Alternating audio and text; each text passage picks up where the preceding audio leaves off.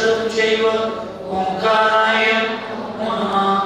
अविरल शब्दवर्णो प्रक्षालित सकल भूतल कलंका मुनिरूपासिता सरस्वती अर्पणो दुरितम् अज्ञानतिमिराज्ञानं ज्ञानाञ्जनशलाकया चक्षुरुन्मीलितं येन तस्मै श्री परमगुरुभ्यो नमः। परम्पराचार्य गुरुभ्यो नमः। सकल कलुष विध्वंसकं श्रेयसां परिवर्तकं धर्म संबंधकं भव्य जीव मन प्रतिबोधकारक इदं शास्त्रं श्री मूलाचार्य नामधेयम् अस्य मूल ग्रंथकर्ता श्री सर्वज्ञ देवा तदुत्तर ग्रंथकर्ता श्री गंधर्वदेवा प्रति गंधर्वदेवा तेषां वचोनुसार सकल कीर्ति आचार्य विरचितम् इदं शास्त्रं प्रोक्तारं सावधानतया शृण्वन्तु। मंगलम भगवान वीरो मंगलम गौतम मुनि मंगलम कुंद कुंदार्यो जैन धर्मोस्तु सर्वमंगलमांगल्यं सर्वकल्याणकारकं प्रधानं सर्वधर्माणां जैनं जयतु शासनं वन्दे विद्यासागरं वन्दे सन्मति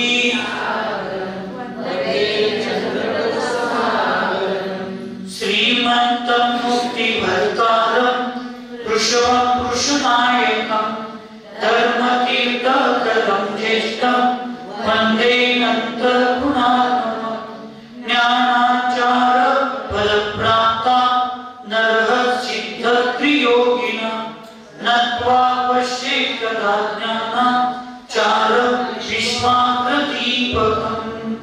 पंच परमेश्वरी भगवान की आता विडिगा अहिंसा में विश्व धर्म की सिद्धांत शास्त्र की चारित्र परम पूज्याचार्य सकल कीर्ति महामुनिराज की चारित्र चक्रवर्ती आचार्य श्री शांति सागर जी महाराज की शांत संत श्रोमणी आचार्य गुरु विद्यासागर जी महाराज की शांत मूर्ति वत्सल रत्नाकर आचार्य गुरु समाधि सागर जी महाराज की 3 करोड़ महामुनिराजों की आज के आनंद की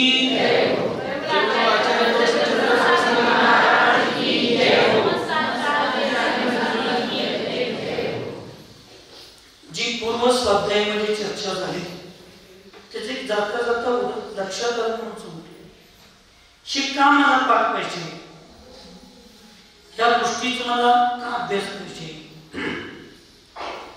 आम्ही दीक्षा घेतलो तुम्ही प्रतिमा घेतला किंवा तुम्हाला सम्यक्त्वाची आपल्याला प्राप्ती झाली आम्हाला वाटते मी आता जग जिंकलो आता आमचं सगळं साध्य झालं तर ही आम्हाला सारखी सूचना देते।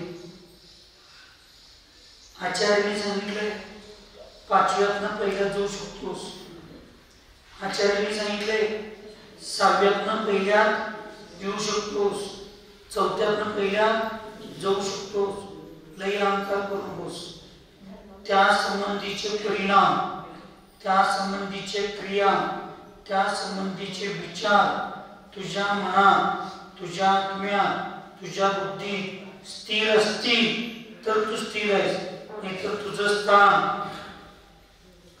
मुख्यमंत्री पदाची खुर्ची धोक्यात असं पेपरला घेतले नाही सरकार अस्थिर आहे नाही तसं आमचं सरकार अस्थिर होईल ते अस्थिर व्हायचं लक्षात दिसलं लगेच काय करतात मीटिंग बोलवतात तुझी काय अडचण आहे तुझी काय अडचण आहे सगळ्या आमदारांना आपल्या बाजूला काय बघतात नाही तसं आपण सगळ्या व्रतांना एका ठिकाणी आणायचं तुझी काय अडचण आहे स्थिर स्थिर स्थिर स्थिर आणि मग आपलं सरकार परत होते स्थिर तर गाफील राहिलं की मग खवा गुवाहाटी आणि कुठे कुठे फिरून परत आणि खाली बसायची पाळी होती। ही चिंतन म्हणजे धर्मध्यानामध्ये समाधीच्या वेळेला हे लोकांचे विचार एवढे चुकीचे आहे फक्त मला ते नक्की सांग निक्षेपणी काय आक्षेपणी असली एक 2-3 प्रकारच्या फक्त चर्चा समाधीच्या वेळेला करायच्या नसतात तर समाधीच्या वेळी सगळं ध्यान करायचं असते समाधीच्या वेळी तुम्हाला सांगितलं जातंय, अगदी शेवटच्या समयात म्हणत नाही, पण 2-4 दिवस तुम्ही लक्षात आहे काय माताजी, मागी तुंगीला गेलता, मागी तुंगीवर मग खाली पार्श्वनाथ भगवंतांचं दर्शन केला, ती मूर्ती तुम्हाला आठवते का? हे सगळं सांगतात म्हणजे तुमची समाधी बिघडवते काय बरं? तुम्हाला अशुभातून शुभामध्ये स्थिर ठेवतात, अशुभामध्ये जातात. आता या माताजी सगळ्या तुमच्यावर उद्या परमती नो स्वभावती त्यांचं सगळं उद्या, तर तुम्ही लोकांनी ह्या गोष्टी आठवण दिल्या पाहिजेत. कुठल्या? चांगल्या. हे तर मी तुमच्यावर बांधलो होतो की तिथं, लक्षात आहे का? त्या पार्श्वनाथ मूर्तीच्या तुमचं माझं बांधत माहितीये काय? असलं काय आठवण द्यायचं, तिथं काय द्यायचं? आपण बघा तिथं कुंतलगिरीला गेलो, देशभूषण कुलभूषण महाराजांचं दर्शन केलो. आपल्याला तिथं पूज्य नियमसागर महाराजांचं संघ होता, त्यांचं सानिध्य मिळालं. त्यावेळेला महाराजांनी आपल्याला स्वाध्यायात हे सगळं शिकवलं होतं. हे सगळं आपण आठवण करून द्यायला पाहिजे. म्हणजे आमच्या दीदींना ते मी सांगतो, म्हणजे मी चुका लागलो तर आपण नेमावरला गेलतो, आचार्य काय सांगितलं होतं असं मला आठवण करून द्यायचं. मला आठवण करून द्यायचं होतं, तुमच्या लक्षात पाहिजे असते. एक दाणे त्याने म्हटलं पोहे द्यायचं.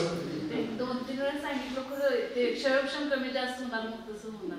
तसं माझ्या वेळेला क्षयोक्षम कमी जास्त व्हायला नको. हे माणसं क्षयोक्षम खालीवर होईल,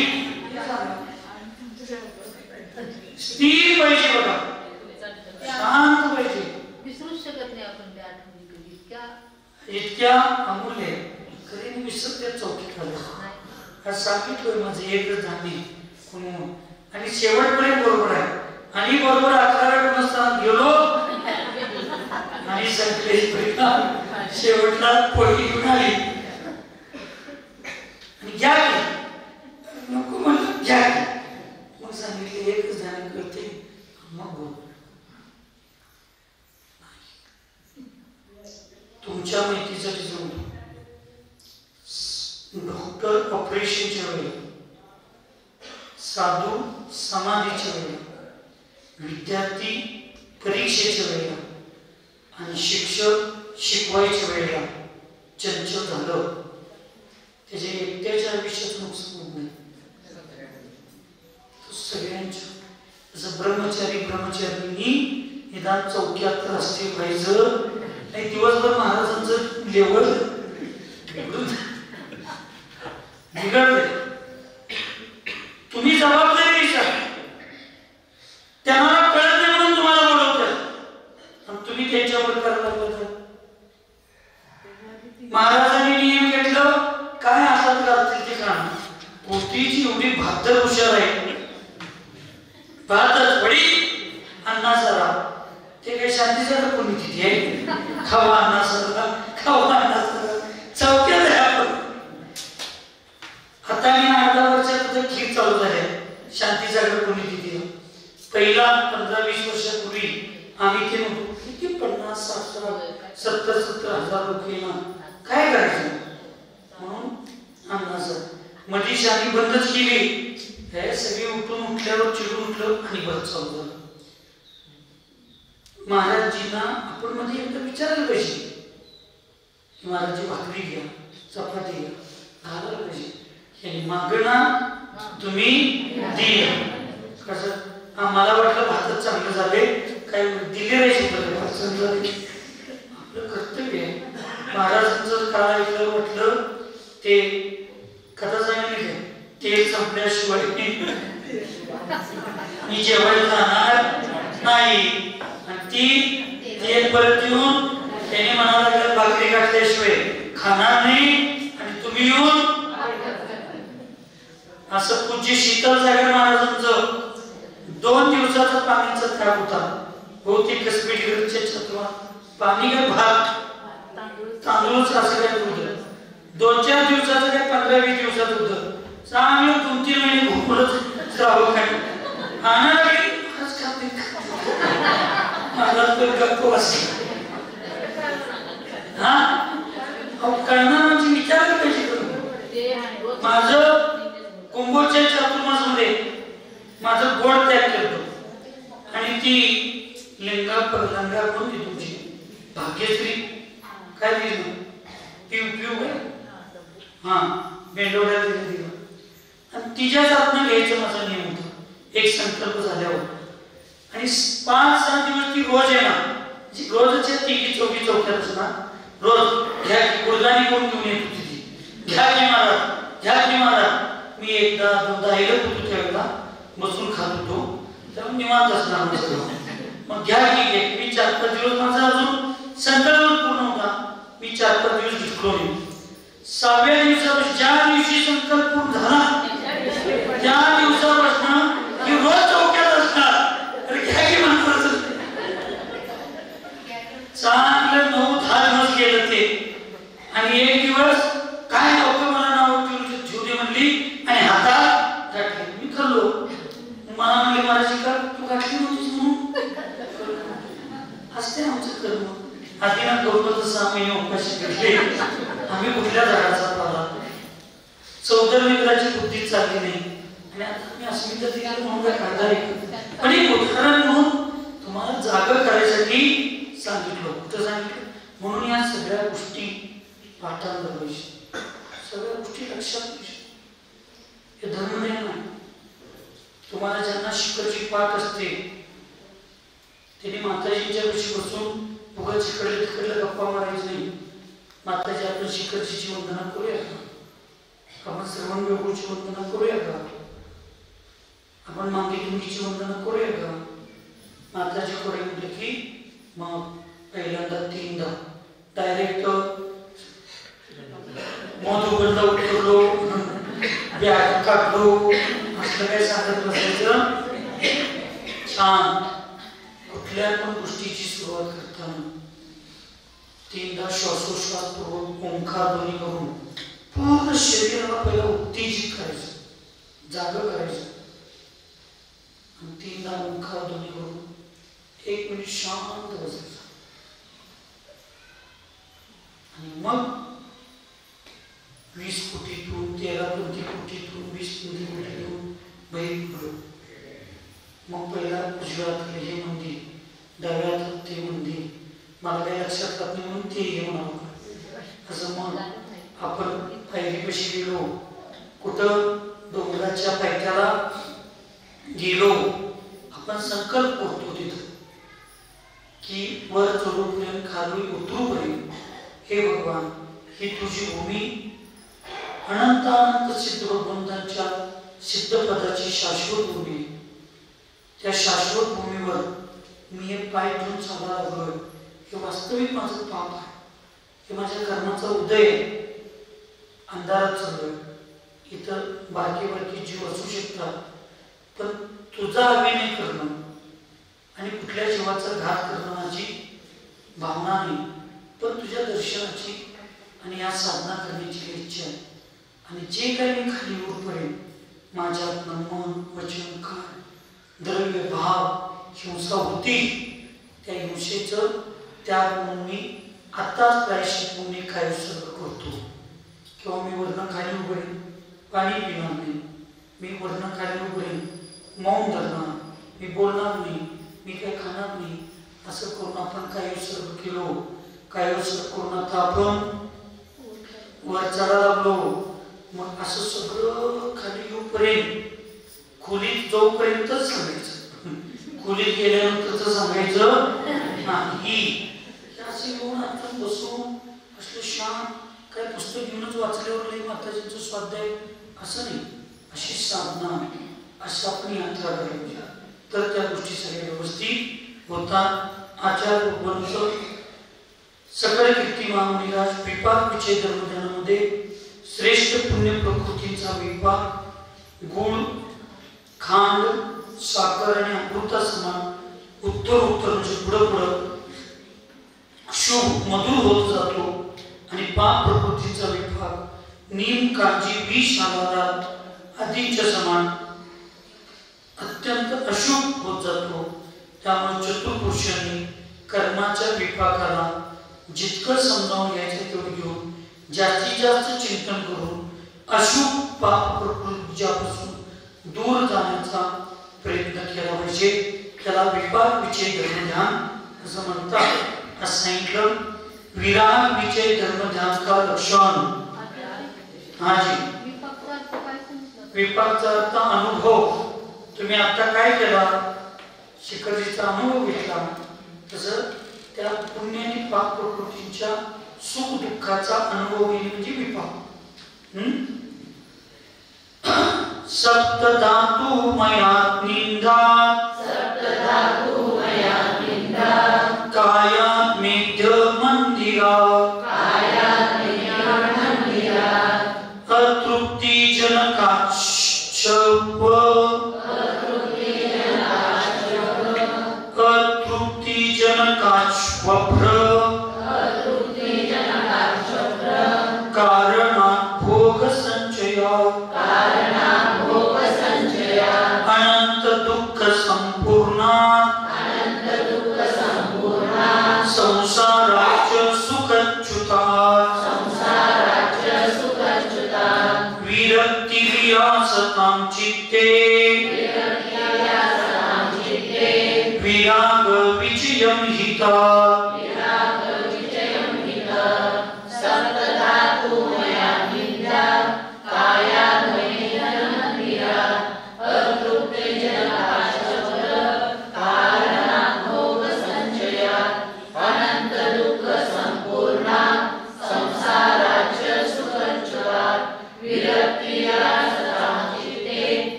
यह शरीर सप्त धातुओं से भरा हुआ है.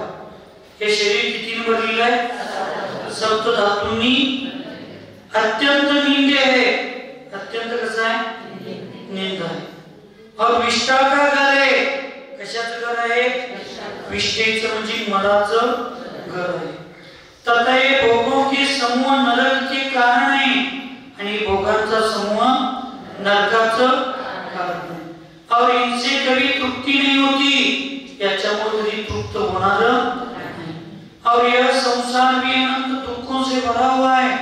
हा संसार अत्यंत दुःखांनी, अनंत दुःखांनी भरलेला आहे. सुख से सर्वथा दूर है. खऱ्या सुखापासून वास्तविक ते दूर आहे.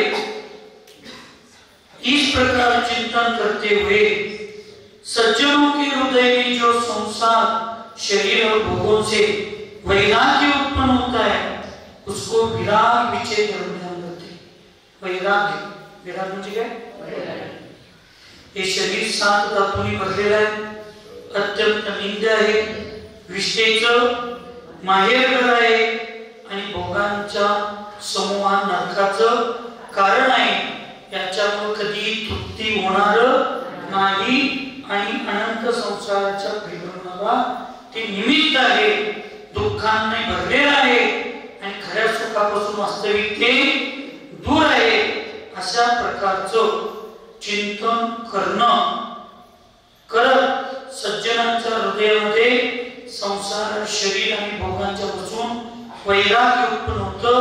त्या वैराग्य उत्पन्न होण्याला, संवेग भावना उत्पन्न करण्याला जे निमित्त असतं ध्यान, त्या ध्यानाला काय म्हणायचं असतं? विराग विजय धर्मध्यान. सगळ्यांनी मला एक सांगा, हे सगळे आजार विजार होतात, हे त्रास होतो, हे कशामुळे होतो? तुम्ही ज्ञानी म्हणून विचारलं. असा, अस्ति आणि असा का कर्माच्या हे दोन्ही शुभ प्रकृती. अशुभ आहे काय? या दोन्ही अशुभ प्रकृती. मी दोन्ही अशुभ प्रकृतीचा नाश करण्यासाठी काय करायला पाहिजे? शुभामध्ये मग ती सगळी शुभ प्रवृत्ती घरामध्ये बसून अंतरुणात लोळून सगळ्या शुभ प्रवृत्ती होतात. मग काय करायला पाहिजे? सत्संगतीमध्ये, मंदिरात भगवंतांच्या पुढे जाप्य करायला पाहिजे. स्वाध्याय गुरूंच्या जवळ. किती जण करतोय प्रामाणिकपणे सांगा. शरीराला नाही 2 दिवस काय आजार होतो.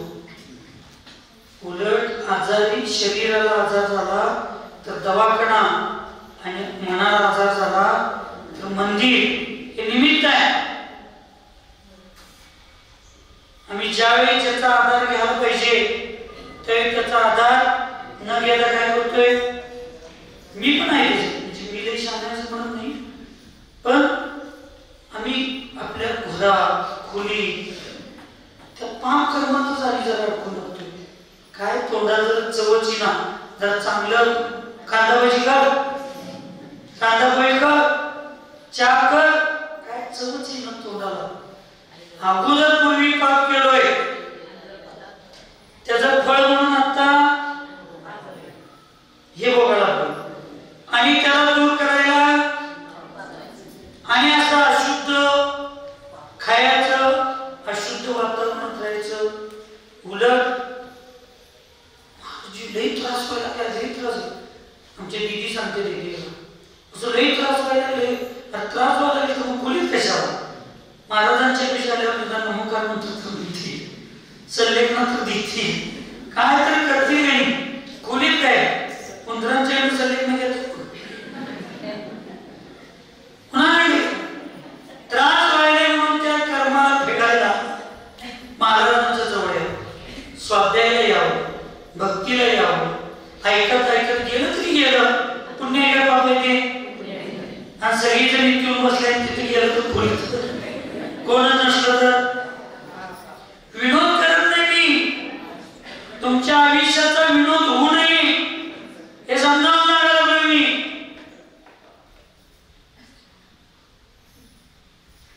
पण आपल्याला कळतच पाप कर्माच्या उदया आणि आम्ही तिथंच बसतो. उलट 4 शब्द ऐकावं, महाराजांच्या जवळ यावं, मंदिरात यावं, झप्पे घालत सगळं करावं. माताजींना मी सांगितलो खोलीत सामायिक करायची सकाळची भगवंतांच्या बरोबरीचं. आज मी मगाशी गेलो तर माताजींचा चेहरा इतका आनंद होता. अपूर्व करण गुणस्थानातल्या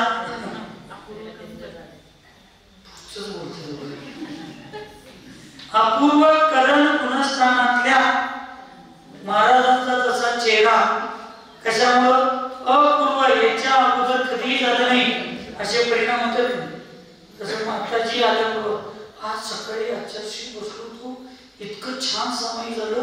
4:45 वाजता गेलो, 4:15 वाजता आलो. भगवंतांच्या सानिध्याचं फळ आहे. उलट अशुभ कर्म ज्यावेळी असतात शारीरिक मानसिक सगळे तेव्हा आम्ही कुणाचा आधार घ्यायला पाहिजे. देव शास्त्र गुरु धर्माचा आधार घ्यायला पाहिजे. आम्ही अशुभ असते सगळं दुःखीत तेव्हा आम्ही मोबाईल घेऊन बसतो. म्हणजे आणि जरा अशुभ आणि जरा पाप,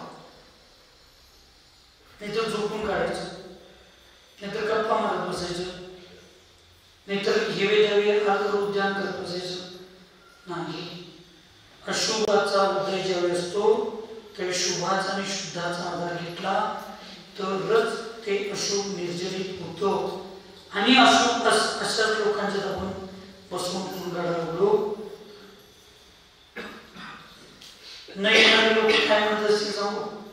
अगोदर माझं मला झालंय घर आणि ह्याचं जो तिथं कुठं ऐकत बसू, हा हे सोसायचं होईल झालंय ह्याचा आणि कुठलं ऐकत बसू. निदान एखादं संकटात लांब घरात बसून असं म्हणत असलं तर ज्या दिवशी तुम्हाला त्रास आहे ना त्या दिवशी मी प्रवचन करणे 20 करते. गोड गोड प्रवचन, चांगलं चांगलं भजन गाणं म्हणून तुम्हाला धर्मत्याग करते, गोड गोड बोलते. पण माझा त्रास होतोय म्हणून तुम्ही जर उदाहरण सांगलं कृतीच्या बायकांना ऐकून याची सवय असावी. आणि मी उदाहरण सांगायला लागलो तर तुम्ही सगळे असायचं मी म्हणतोय का. उदाहरण आपल्याला वाटत असलं तर मी थांबतो 2 मिनिटं. धर्मज्ञानापासून वंचित हे वास्तविक सत्य आहे. स्वप्नात सुद्धा बरोबर तर आले सिद्ध आई ग म्हणून धडकी द्यायचं नाही. आई बाप हे काय धर्मात हटवायचं नसतात. पण काय म्हणतोय खरं सांगायचं हरियाण म्हणताय त्यातला फक्त आणि गंधर्वांचं ग असं अग असं ओम ते काय शरीरीचं हरियंतचं आचार्यांचं आ उपाध्यायांचं ऊ आणि साधूचं म असं ओम करताय तसं हरियंतचं गंधर्वांचं ग असं करून आई ग होते का शब्द नाही हो. ईश्वराचं ई घालायचं मध्ये काय वेगळं ऐकू येते म्हणून सांगितलं आई ग म्हणलेलं. भगवंतांचं चिंतन केलं पाहिजे, नामस्मरण केलं पाहिजे, तरच या गोष्टी धर्मज्ञानाला निमित्त आहे, नाहीतर अर्थबोधांना निमित्त आहे. सुखी रहे सब जीव जगत में, कोई कभी न घबरावे, पैर पाप अभिमान छोड़ जग, नित्य नहीं मंगल गावे. ओम नमः सबको क्षमा सबसे क्षमा.